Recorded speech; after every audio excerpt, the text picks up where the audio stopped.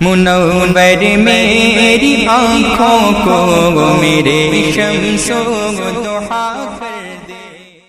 لیکن آپ اندازہ تو کریں، یہاں پر جائیداد کے لیے، وراثت کے لیے تعلق ختم کرنے والے لوگ، پراپرٹی کے لیے ہمیشہ کے لیے قطع تعلق کرنے والے لوگ، یا پھر ایک بار گالی گلوچ کی وجہ سے کئی سالوں تک بات بند کرنے والے لوگ، ان سے جب ہم پوچھتے ہیں تم گستاخان رسول کے ساتھ کیا معاملہ کرتے ہو، کہا یہ تو ان کا معاملہ ہے، ہمارا معاملہ الگ ہے، ہم محبت کرتے ہیں، وہ اگر نہیں محبت کرتے تو ان کے ساتھ ہے۔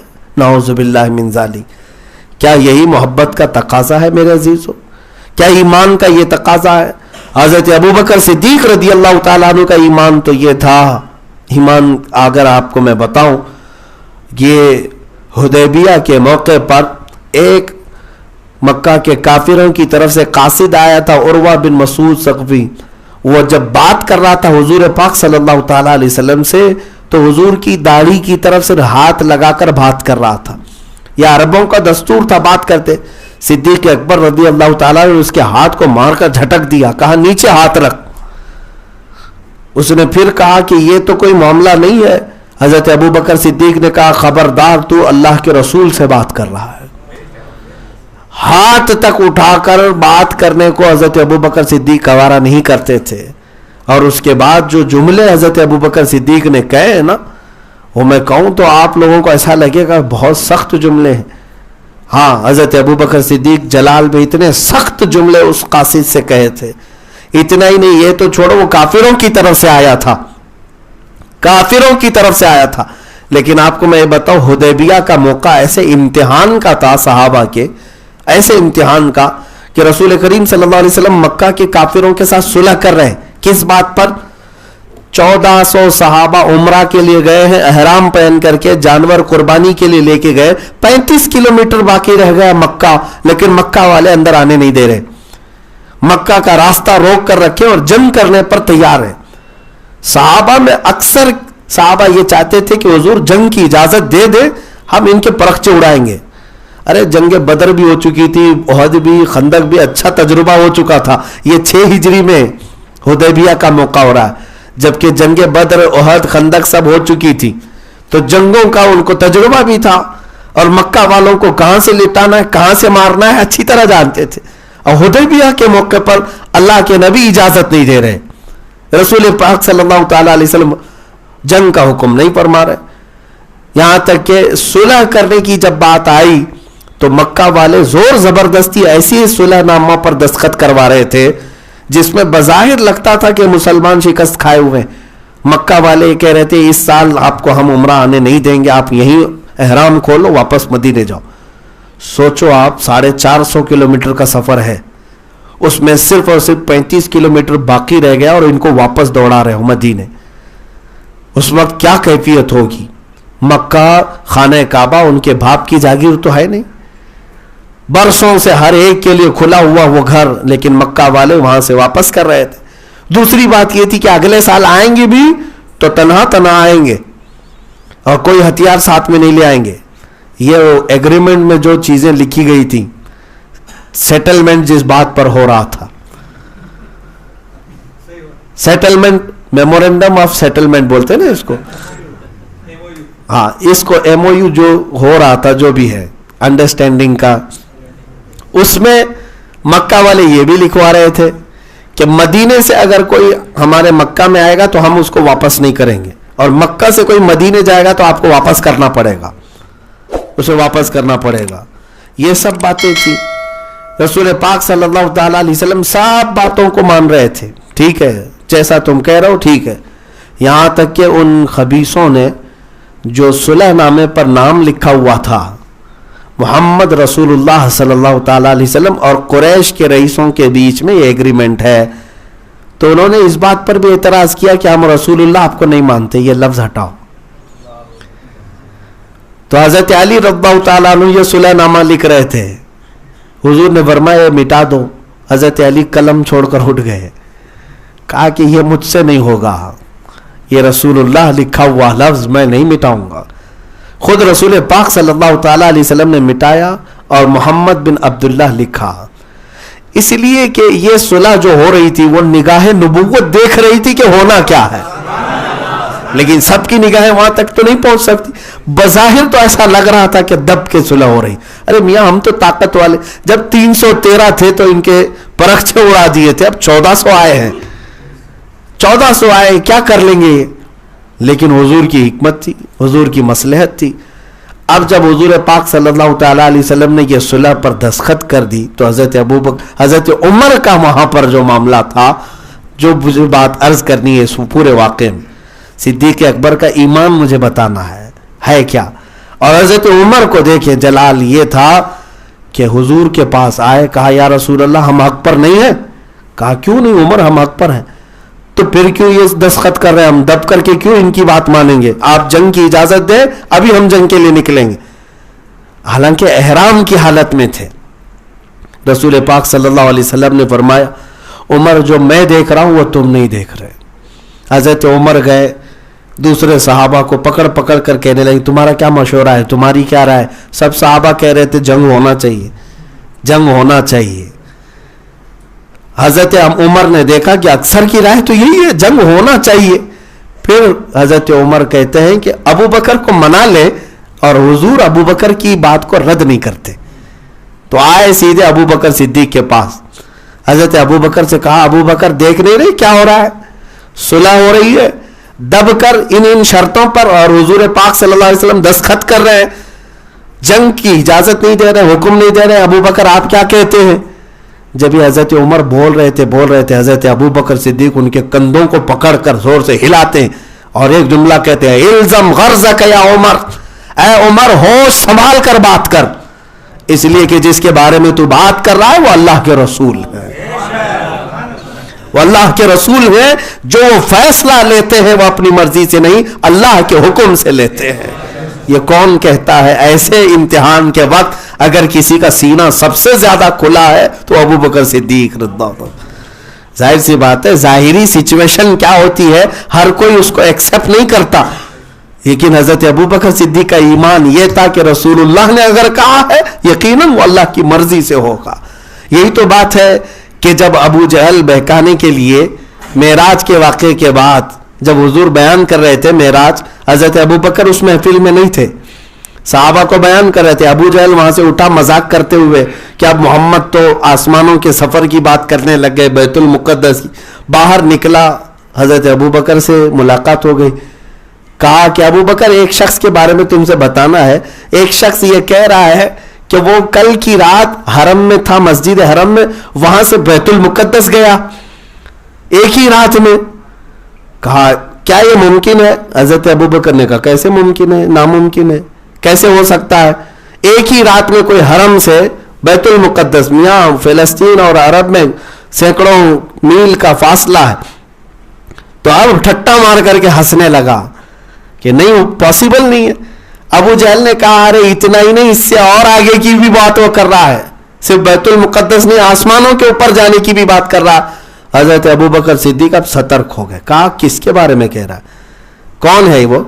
تو ابو جہل کہنے لگا تمہارا قریبی دوست محمد یہ کہہ رہا ہے. حضرت ابو بکر صدیق نے کہا اے ابو جہل سن، اس سے بھی بڑی بات کر رہے ہیں وہ، تب بھی میں مانتا ہوں کہ انہوں نے سچ کہا ہے. ہاں ایک رات میں ممکن ہے مسجد حرم سے بیت المقدس بھی جا سکتے ہیں، وہاں سے آسمانوں پر بھی جا سکتے ہیں، اس سے بھی زیادہ اگر وہ کہے تب بھی وہ ہو سکتا ہے، اس لیے کہ وہ رسول ہے اور ان کا مولا انہیں جہاں چاہے سفر کرائے. یہ ایمان ہے. یہاں آج کے 1400 سال بعد بھی سائنس کے بچے یہ سوچتے ہیں کہ ایسا کیسے ہو سکتا ہے، ویسا کیسے ہو سکتا ہے. یہ سیٹلائٹ کو ماننے والے، ایمان لائے ہوئے لوگ، موبائل کو آمنا صدق نہ کرنے والے لوگ رسول اللہ کی معراج پر ابھی بھی بحثیں کر رہے ہیں، ابھی بھی بحثیں کر رہے ہیں. میرے عزیزو جسم کے ساتھ نہیں ہوا تھا، روح کے ساتھ ہوا تھا، بیداری میں نہیں ہوا تھا، خواب میں ہوا تھا. یہی معاملات میں ہے. صدیق اکبر کا ایمان تو یہ تھا، ابھی حضور سے ملاقات بھی نہیں کیے، وہ تو ابو جہل گستاخ کمینہ بول رہا ہے کہ محمد صلی اللہ علیہ وسلم یہ سفر کا بیان کر رہے ہیں، تب بھی حضرت ابو بکر مان رہے کہ اگر حضور نے فرمایا تو بالکل حق فرمایا. ایمان یہی ہے میرے عزیزو، جو رسول اللہ نے فرمایا اس چیز کو تسلیم کر لینا، یہی ایمان ہے. اور اگر میں کہوں اقبال کا وہ شعر بمصطفیٰ برساں خیش کہ دی ہم آووس، اس پر اگر کوئی سب سے زیادہ فٹ بیٹھتا ہے تو حضرت ابوبکر صدیق کی ذات ہے. یعنی اپنے آپ کو رسول اللہ کے قدموں تک پہنچا دو، یہی دین ہے، یہی دین ہے. تو اس پر میرے عزیزو اگر کوئی صادق آتا ہے تو حضرت ابوبکر صدیق، کیونکہ انہوں نے اپنا آپ سب کچھ نچھاور کر دیا تھا حضور کے نام پر. یہ ان کی زندگی پاک کا حضور پاک صلی اللہ تعالیٰ علیہ وسلم سے لگاؤ، عشق اور محبت کی وہ چند جھلکیاں ہیں. لیکن میرے عزیزو چند زندگی کے ان کے اصول اور ان کے اخلاق کریمانہ میں اگر آپ کو بتاؤں. ایک مرتبہ رسول کریم صلی اللہ تعالیٰ علیہ وسلم اپنی محفل میں بیٹھے ہیں، فجر کی نماز کے بعد کی بات ہے، فجر کی نماز کے بعد کی محفل ہے. رسول کریم یا دن کی محفل ہوگی. اللہ کے نبی صلی اللہ علیہ وسلم صحابہ میں سے بیٹھے ہوئے پوچھتے ہیں کیا میرے صحابہ میں کوئی ایسا ہے جو کسی بیمار کی عیادت کیا ہو آج؟ حضرت ابوبکر صدیق کھڑے ہوئے، کہا یا رسول اللہ میں نے بیمار کی عیادت کی. پھر رسول کریم صلی اللہ تعالیٰ علیہ وسلم نے سوال کیا کیا اس محفل میں آج کوئی ایسا ہے جو کسی غلام کو آزاد کیا ہو؟ پھر ابوبکر صدیق کھڑے ہوئے، کہا یا رسول اللہ میں نے آج ایک غلام کو آزاد کیا. رسول کریم صلی اللہ تعالیٰ علیہ وسلم نے سوال کیا کیا اس محفل میں آج کوئی ایسا ہے جو کسی مسکین کو کھانا کھلاؤ؟ پھر ابوبکر صدیق کھڑے ہوئے، کہا یا رسول اللہ صلی اللہ علیہ وسلم میں نے مسکین کو کھانا کھلایا ہے. کئی نیکیوں کا ذکر حضور کرتے رہے اور ہر نیکی کے ذکر پر صدیق اکبر ہی کھڑے ہوتے رہے کہ یا رسول اللہ میں نے کیا، یا رسول اللہ میں نے کیا. تب رسول کریم صلی اللہ تعالیٰ علیہ وسلم نے مسکرا کر فرمایا جنت کے 8 دروازے ہیں، جنت کے 8 دروازے، نمازی کسی دروازے سے، روزے دار جن کے روزے غالب ہوں گے ان کو ایک دروازے سے داخل کیا جا رہا ہوگا. لیکن میرے آقا فرماتے ہیں جنت کے 8 دروازے ابوبکر صدیق کو اپنی طرف بلا رہے ہوں گے. ابوبکر اس دروازے سے جائیں، ابوبکر اس دروازے سے جائیں. جنت کے دروازے جس پر قربان وہ صدیق اکبر کی ذات ہے. عزیزان گرامی وقار، جتنا بھی میں بیان کروں وہ کم ہے. آج تو ہم برکت کے لیے ان کی بارگاہ میں خراج عقیدت پیش کرنے کے لیے حاضر آئے تھے. آپ کی ایک زندگی کا اصول یہ بھی میں بتا دوں. حدیث ہے، اللہ کے نبی صلی اللہ علیہ وسلم نے فرمایا لا یؤمن احدکم حتی یکون ہواہ تبعا لما جئت بہ. اللہ کے رسول صلی اللہ علیہ وسلم فرماتے ہیں تم میں سے اس وقت تک کوئی مومن نہیں ہو سکتا جب تک کہ اپنی خواہشات کو میرے مرضی کے مطابق نہ کر لے. حضور کی مرضی کے مطابق جب تک تم اپنی خواہشات نہیں کرو گے تب تک تم پورے مومن نہیں ہو. اپنی مرضی نہیں چلانا، اپنی خواہشات نہیں، حضور کی مرضی کیا تھی اس کے مطابق جینا، یہ کمال ایمان ہے. مومن کامل وہی ہے جو حضور کی مرضی کے مطابق یہاں جیتا ہے. ہاں، جب وہ عشق کے اعلیٰ مقام پر پہنچتا ہے اور اپنا سب کچھ ادھر وار دیتا ہے تب وہ کہتا ہے دہن میں زبان تمہارے لیے، بدن میں ہیجا تمہارے لیے، ہم آئے یہاں تمہارے لیے، اٹھے بھی وہاں تمہارے لیے. یہ کون کہتا ہے؟ جب حضور کی مرضی کے مطابق سب کچھ کرنے لگتا ہے تب وہ کہتا ہے. اب زبان کسی ایرے غیرے کے لیے نہیں کھلے گی، اب کسی اور کی تعریف میں نہیں، بلکہ اب جو کچھ بھی کہوں گا وہ رسول اللہ کے لیے کہوں گا. میرے عزیزوں، حضرت ابوبکر صدیق رضی اللہ تعالیٰ عنہ نے یہ جو فرمایا، یہ جو حدیث پاک حضور پاک صلی اللہ علیہ وسلم نے فرمایا اس پر عمل دیکھیں. حضرت ابوبکر صدیق کا ایسا ہے وہ اپنی مرضی سے کبھی اپنی خواہشات کے مطابق کبھی جیتے نہیں، بلکہ ایک مرتبہ حضرت عائشہ صدیقہ رضی اللہ تعالیٰ عنہ کے گھر آئے ہیں حضور کی وفات کے بعد. اکثر غم میں رہتے تھے، حضور کی جدائی کو کیسے برداشت کرتے. حضرت عائشہ سے پوچھا اے عائشہ رسول اللہ کا کھانا بتاؤ، حضور پاک صلی اللہ تعالیٰ علیہ وسلم کیسے کھانا کھاتے تھے، کون سی چیزیں دسترخوان پر ہوتی. حضرت عائشہ صدیقہ نے ایک جملے میں یہ فرمایا کہ ابا جان زندگی بھر رسول اللہ صلی اللہ تعالیٰ علیہ وسلم کو میں نے جو دیکھا ایک دسترخوان پر 2 سالن کبھی جمع نہیں ہوئے اور کبھی رسول اللہ صلی اللہ علیہ وسلم نے چھنے ہوئے آٹے کی روٹی نہیں کھائی. اتنا کہا تو حضرت ابوبکر صدیق پھوٹ کر کے رونے لگ گئے، جن کو اللہ نے جنت کے خزانوں کی چابیاں دے دیں، زمین کے خزانوں کی چابیاں دے دیں، جنہیں مالک جنت بنایا، اس کا زندگی گزارنے کا طریقہ یہاں یہ رہا کہ وہ رسول اللہ صلی اللہ علیہ وسلم چاہتے تو کیا کچھ نعمتیں نہیں کھاتے، لیکن آپ نے سادگی اختیار کی صرف اس لیے کہ امت کے غریب حضور کو دیکھ کر کے تسلی کر لے کہ ہمارے آقا صلی اللہ تعالیٰ علیہ وسلم نے فقر کو پسند فرمایا۔ میرے عزیزوں، ساتھ ہی حضرت ابوبکر صدیق رضی اللہ تعالیٰ عنہ کی زندگی پاک کا یہ عنصر بھی ملتا ہے۔ حضرت عمر کہتے ہیں میں مدینہ طیبہ میں بڑے تلاش و جستجو کے بعد ایک گھر نکالا جس میں ایک بوڑھی عورت رہتی تھی، اس کا کوئی کام کاج کرنے والا نہیں تھا، اس کے کوئی وارثین نہیں تھے۔ تو حضرت عمر کہتے ہیں میں نے سوچ لیا کہ اس کے گھر کا میں کام کروں تو ثواب ملے، ایک بیوہ خاتون ہے۔ حضرت عمر کہتے ہیں میں فجر کی نماز کے بعد جا کر دیکھا تو اس کے گھر میں کچرا جھاڑا ہوا ہے، سارے سامان دھلے ہوئے ہیں، بستر سب ٹھنگ کا رکھا ہوا ہے، اور وہ خاتون اپنے بستر پر آرام کر رہی ہے۔ کون ہے اس کے گھر میں کام کر؟ 2 دن دیکھا حضرت عمر نے اس کا گھر کا سارا کام کاج مکمل ہے، جبکہ وہ بستر سے اٹھ نہیں پاتی۔ تیسرے دن حضرت عمر کہتے ہیں میں فجر کی اذان سے پہلے ہی اس گھر کے پاس جا کر بیٹھا، دیکھتے ہیں حضرت عمر کہ کوئی جلدی جلدی گھر کے اندر کچرا جھاڑ رہا ہے، سارے کام کر رہا ہے۔ اس کے بعد اذان ہوتی ہے تو سر پہ چادر ڈالے گھر سے باہر نکل رہا۔ حضرت عمر کہتے ہیں میں نے چادر ہٹایا، دیکھا وہ ابوبکر صدیق تھے، وہ صدیق اکبر رضی اللہ تعالیٰ عنہ تھے۔ حضرت عمر کہتے ہیں ابوبکر صدیق نے کوئی گوشہ نہیں چھوڑا، کوئی گوشہ نہیں چھوڑا، جہاں پر نیکیوں کا راستہ تھا وہ ہر نیکی وہ کر گزرے۔ عزیزان گرامی وقار، جتنی فضیلتیں بیان کی جائیں وہ کم ہیں۔ حضرت ابوبکر صدیق رضی اللہ تعالیٰ عنہ کے خصوصی جو اعمال تھے اس میں سب سے زیادہ جو آپ فرماتے تھے وہ اپنے مال کا استعمال غربا اور مساکین کی تنگدستی دور کرنے اور غلاموں کو آزاد کرنے کے لیے۔ حضرت بلال حبشی کو آپ نے اپنے مال سے آزاد کیا، اپنے مال سے تقریباً 70 اوقیہ چاندی، 70 اوقیہ یا کچھ چاندی حضرت بلال حبشی رضی اللہ تعالیٰ عنہ کے آزاد کرنے پر ان کے آقا نے قیمت رکھی تھی۔ یہ جو چاندی ہے وہ یوں سمجھ لیں تقریباً 35-40 کلو چاندی یا اس کے آس پاس کی آج قیمت بنتی ہے۔ تو حضرت بلال حبشی رضی اللہ تعالیٰ عنہ جو حبشی غلام ہوتے ان کی اتنی قیمت وہاں نہیں لگائی جاتی تھی، تو حضرت ابوبکر صدیق وہ بھی دے کر کے خریدنے کے لیے آزاد ہوئے، راضی ہوئے۔ تو حضرت بلال کا جو آقا تھا، مالک تھا، وہ ہنسنے لگا، کہا اس حبشی اور کالے غلام کے لیے تم اتنے پیسے دے رہے ہو، اتنی چاندی دے رہے ہو، میں نے تو ایسے ہی ریٹ لگا دیا کہ کوئی دے نہ اس کو۔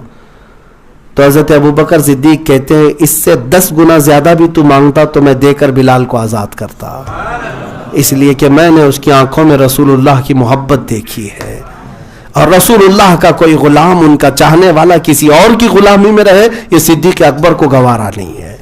حضور کا غلام حضور کے دربار میں رہے۔ کیا ہماری آج یہ کیفیت ہے؟ ہم رسول اللہ کے ان غلاموں کو جو مجبور ہیں کسی اور کی غلامی میں دیکھ کر خاموش رہتے ہیں، ان کو وہاں سے آزاد کرانے کی فکر ہمیں ہے۔ کچھ ایسے لوگ ہیں جو تڑپتے ہیں نبی پاک صلی اللہ علیہ وسلم کے لیے، لیکن وہ سکون کی سانس نہیں لے پاتے۔ آج مجھے حیرت ہے، 2 دنوں پہلے ہی ایک نوجوان کو میں نے سنا کہ وہ اپنی نوکری سے اس کو چھٹی دے دی گئی، نکال دیا گیا، وہ آیا، اس کی وجہ یہ تھی کہ اس کے ساتھ تعصب کیا جاتا تھا۔ نوجوان ہے، جو بھی ہے 25 سے 30 سال کی عمر کا، داڑھی رکھا ہوا ہے، لیکن اس نے ڈھونڈ کر کے جاب یہ لی تھی کہ کوئی مسلمان کمپنی ہو، اسے مسلمان کمپنی ملی، اس کمپنی میں وہ کام کرتا رہا۔ مسلمان کمپنی میں اکثر لوگ وہاں پر تھے، لیکن جو باس تھا وہ بھی مسلمان، جان بوجھ کر کے اس نے اس شخص کو نوکری سے ہٹایا۔ میرے عزیزوں، غیروں کا تعصب تو اپنی جگہ پر، مجھے شکایت ان لوگوں کو بھی ہے جس بچے نے، جس نوجوان نے حب رسول میں تڑپ کر کے حضور کی سنتوں پر عمل کرنے کے لیے اپنے آپ کو دنیا سے الگ رکھا، الگ تھلگ کر لیا، لوگ کیا اس کو کم تانے دیتے ہوں گے؟ داڑھی رکھنے کے بعد کیا اس کو کم پریشان کیا جاتا ہوگا؟ اس کی فیلنگ کو کتنا ہرٹ کیا جاتا ہے، کیا کیا کیا جاتا ہے، سب چیزیں برداشت کر کے، اور وہ بھی بہت سارے آفرز کو چھوڑ کر تمہارے یہاں آیا تھا تاکہ تم مسلمان ہو، میرا درد سمجھ سکتے ہو، میرا راستہ سمجھ سکتے ہو، اور تم نے ٹھکرایا ہے۔ تو یاد رکھنا قیامت کے دن ذلیلوں میں اٹھایا جائے گا۔ نبی پاک صلی اللہ تعالیٰ علیہ وسلم کے کسی عاشق کو، کسی غلام کو ستاؤ نہیں، بلکہ اگر وہ کہیں بند بن گیا ہو، قیدی بن گیا ہو، تو اس کی سانسوں کو آزاد کرا دو۔ یہ صدیق اکبر اللہ تعالیٰ عنہ کے معمولات میں سے۔ حضرت ابو فقیہ کو آزاد کروایا اور حضرت سلمان فارسی رضی اللہ تعالیٰ عنہ کے لیے مال دیا۔ ایک دو نہیں میرے عزیزوں، کئی لوگوں کو حضرت ابو بکر صدیق اپنا مال دے کر اس وقت کی غلامی سے آزاد کرا کے حضور پاک صلی اللہ تعالیٰ علیہ وسلم کی خدمت میں لا کر آزاد کر دیتے۔ خریدے ہوئے غلام پر قبضہ ان کا ہونا چاہیے۔ بھائی اس زمانے میں غلامی کا دور تھا، تمہارا غلام ہے، میں خریدتا ہوں، جتنے میں خریدا، اب میرے خریدنے کے بعد میں مالک ہوں، اس سے جو چاہے کام کرا لوں۔ لیکن حضرت ابو بکر صدیق نے جتنے بھی غلاموں کو خریدا، ایک کام بھی ان سے اپنی زندگی کا نہیں لیا، بلکہ ان کو حضور کی خدمت میں وقف کر دیا، آزاد کر دیا کہ تم آزاد جیو۔ یہ حضرت ابو بکر صدیق رضی اللہ تعالیٰ عنہ کے معمولات میں سے تھا۔ آج میرے عزیزو ضرورت اس بات کی ہے کہ ہمارے مدد کا ہاتھ بھی دراز ہو۔ آج لوگ ہماری طرف ملتجی ہیں اور مدد کی توقع رکھتے، امید رکھتے ہیں، تو آپ ان سے راستے نہ کاٹ لو، آپ ان سے آنکھیں میچ نہ لو کہ ادھر سے جاؤں گا تو یہ مانگ لے گا، بلکہ اپنے آپ پر شکر بجا لاؤ اللہ رب العزت کا، فخر کرو اپنے آپ پر، اللہ کا شکر بجا لاؤ کہ اللہ نے تمہیں اس قابل بنایا کہ لوگ اپنی ضرورتیں تمہارے پاس بیان کر رہے ہیں، یا تم سے وہ توقع رکھتے ہیں، تمنا رکھتے ہیں، تمہیں اچھا سمجھتے ہیں، تبھی وہ تمہاری طرف ہاتھ بڑھا رہے ہیں۔ تمہارے اندر کوئی خیر وہ سوچتے ہوں گے کہ یہاں سے کچھ ہو سکتا ہے، لہٰذا تم اپنے ان لوگوں کے حسن ظن کو بگاڑ کر کے برے انداز میں ان کے ساتھ پیش نہ آنا، ورنہ تمہاری امیج ہمیشہ کے لیے ختم ہو جائے گی، تمہاری زندگی خراب ہو جائے گی۔ اسی لیے اگر جتنا ممکن ہو سکے استطاعت کے مطابق آئے ہوئے لوگوں کو، ضرورت مندوں کو ضرور مدد کریں، اور ان کی سکون کے لیے آپ خود بھی کوشاں رہیں۔ آپ کو پتہ ہے رسول پاک صلی اللہ تعالیٰ علیہ وسلم کی بارگاہ میں ایسے وقت میں ایک شخص دیہات سے آیا، وہ کہا یا رسول اللہ صلی اللہ تعالیٰ علیہ وسلم، ہمارے پاس کچھ بھی نہیں ہے، آپ ہمیں کچھ عطا فرمائیں، آپ ہمیں کچھ عطا فرمائیں۔ حضور پاک صلی اللہ تعالیٰ علیہ وسلم اس وقت گھر بھیجتے تھے، جو بھی گھر میں ہوتا تھا وہ نکال کر کے دے دیا کرتے۔ غلام کو گھر میں بھیجتے ہیں اور گھر جا کر کے غلام کچھ بھی نہیں لے آئے، کہا کہ گھر کے اندر کوئی چیز نہیں رکھی ہے جو دی جا سکے۔ رسول پاک صلی اللہ تعالیٰ علیہ وسلم نے فرمایا تم بیٹھو، تمہیں جانے نہیں دیا جائے گا۔ گھر میں جس کے پاس کوئی چیز ایسی رکھی نہ ہو، اس کے باوجود حضور اکرم صلی اللہ علیہ وسلم نے آئے ہوئے اس کو شخص کو بٹھایا، پھر تھوڑی دیر انتظار فرمایا، اور صحابہ جو آئے ان سے کہا کہ کسی کے پاس، صحابہ میں سے کسی ایک صحابی سے کہا کہ تم اعلان کرو جس کے پاس جو کھجور ہے وہ لے آئے، جس کے پاس جو کھجور ہے۔ تو صحابہ ایک دو کھجوریں لا کر حضور کی چادر میں ڈالتے گئے، یہاں تک کہ وہ چادر حضور پاک صلی اللہ تعالیٰ علیہ وسلم نے سمیٹی، اس پر ہاتھ رکھا اور اس آئے ہوئے شخص کو پوری کھجوریں دے دی، اور وہ لے کر اتنی خوشی کے ساتھ اپنے علاقے گئے۔ میرے عزیزوں اس کی برکت کا حال یہ تھا کہ وہ کھجوریں کبھی ختم نہیں ہوتی۔ رسول کریم صلی اللہ تعالیٰ علیہ وسلم کا دست پاک لگا تھا، لیکن آئے ہوئے لوگوں کو یعنی حضور اکرم صلی اللہ تعالیٰ علیہ وسلم نے فرمایا جو استطاعت ہو، جو طاقت ہو وہ کر دیا کریں۔ ہاں مجبوری کے عالم میں اللہ تبارک و تعالیٰ بھی معاف فرمائے، اگر استطاعت نہیں ہے، حالات اس طرح کے نہیں ہیں، تو اس وقت فورس نہیں کیا جائے گا، یا کوئی ایسا وقت نہیں بن پا رہا ہے، لیکن ہوتے ہوئے بھی اگر کچھ نہ دینا یہ دل کے سخت ہونے کی علامت ہے، دل کے کالے ہونے کی علامت ہے۔ ہوتے ہوئے کسی ضرورت مند کی ضرورت پر کام نہ آنا یہ تمہاری برائی کی علامت ہے۔ اللہ تعالیٰ اس سے محفوظ فرمائے۔ کام وہ لے لیجئے تم کو جو راضی کرے، یا رسول اللہ کام وہ لے لیجئے تم کو جو راضی کرے، ٹھیک ہو نام رضا تم پہ کروڑ۔ دعا یہی کرتے رہیں کہ اللہ تبارک و تعالی ہم سے وہ کام لے جس سے اللہ اور اس کے رسول راضی ہوں، ان کاموں سے اللہ ہمیں ہمیشہ بچائے جس سے اللہ اس کے رسول ناراض ہوں۔ مولا کریم صدیق اکبر کی تربت پر کروڑوں رحمتیں نازل فرمائے، صدیق اکبر کے قدموں کی دھول کا صدقہ اللہ ہم سب کو عطا فرمائے، اور ان کی محبت اور عشق رسول کے جلووں کی ایک جھلک ہمارے سینوں میں عطا فرمائے۔ قطرہ عشق مولا صدیق اکبر کا ہمیں عطا فرما، اسی صدیق و عمر عثمان و حیدر رضوان اللہ تعالی علیہ مجمعین کی جماعت کے ساتھ رسول اللہ صلی اللہ تعالی علیہ وسلم کے جھنڈے تلے ہم سب کا حشر فرما۔ وآخر دعوانا ان الحمد للہ رب العالمین۔